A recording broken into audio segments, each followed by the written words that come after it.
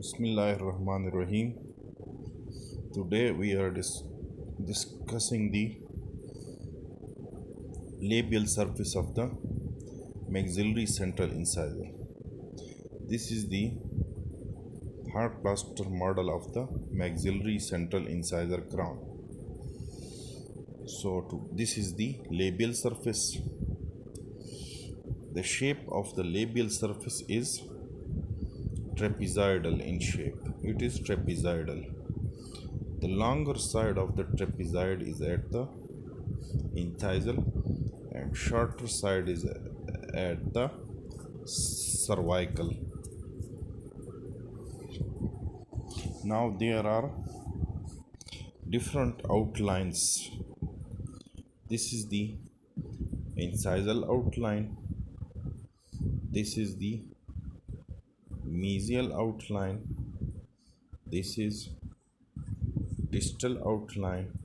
This is cervical outline.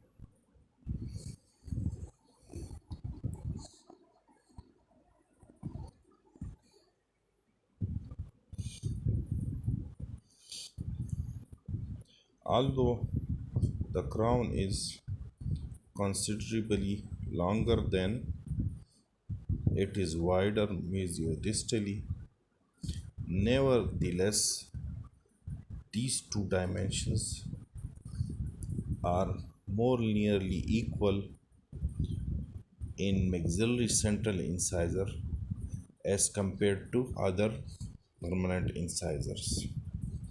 The incisor cervical length, this is the incisor cervical length.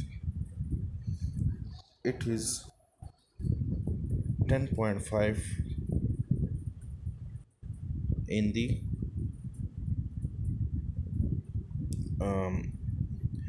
maxillary central incisor, and the mesio-distal width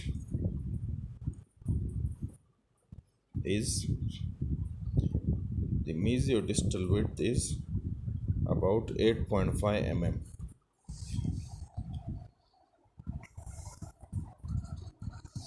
Whereas in the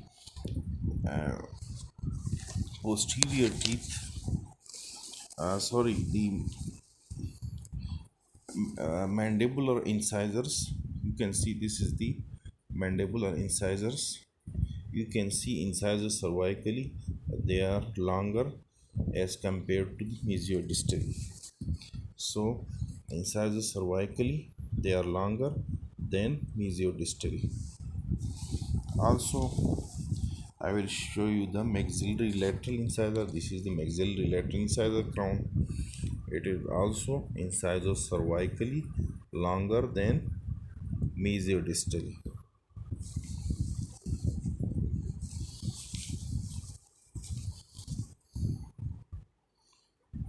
This is the mandibular central incisor crown. It is also incisor cervically longer than mesio-distal dimension.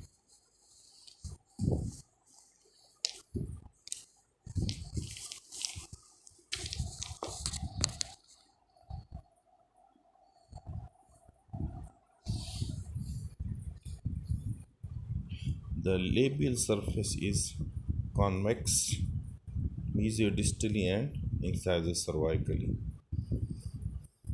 The greatest convexity is in the incisal third, and here it approaches towards the incisal third with flatness. Here it is flat, whereas here it is more convex.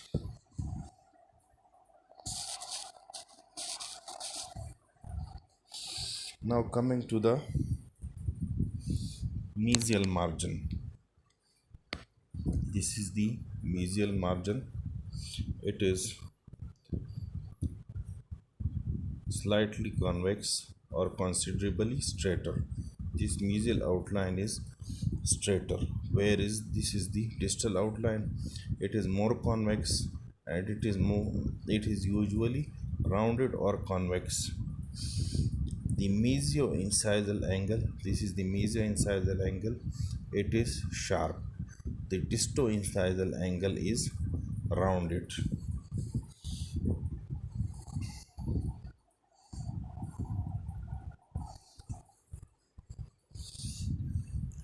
In the mesial outline, the contact area is associated with the crest of curvature, which is located in the incisal third, whereas in the distal outline the contact area is slightly more farther cervically located. It is still in the incisal third, but near the junction of incisal and middle third. So the distal contact area is slightly cervically located.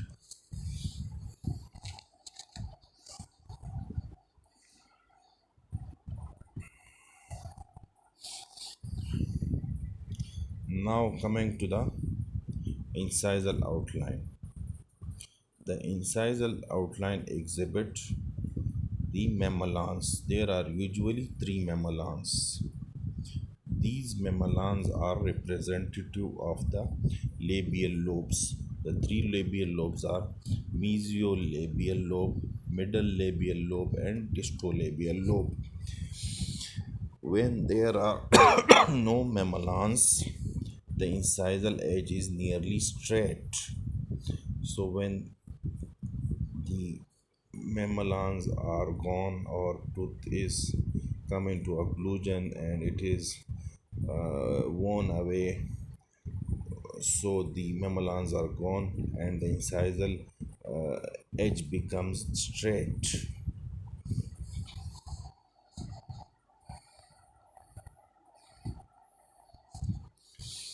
Now coming to the cervical outline or cervical margin. The cervical outline is curved more evenly towards the root.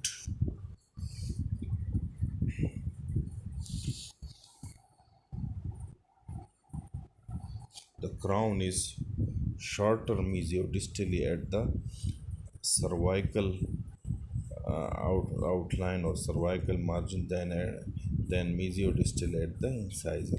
So this area is longer, this area is narrower. The other considerations of the labial surface are that there are the two developmental depressions here, the mesio-labial developmental depression and distolabial developmental depression. The mesio-labial developmental depression starts from the incisal edge going towards the gingivally and fade in the middle third. The distolabial developmental depression also uh, start from the incisal edge, go towards the gingivally and fade in the middle third. There are also imbrication lines uh, which are nearly parallel to the cervical line.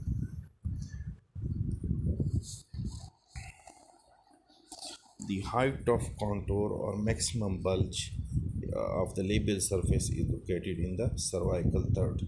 So this was all about the labial surface of the maxillary centered incisor.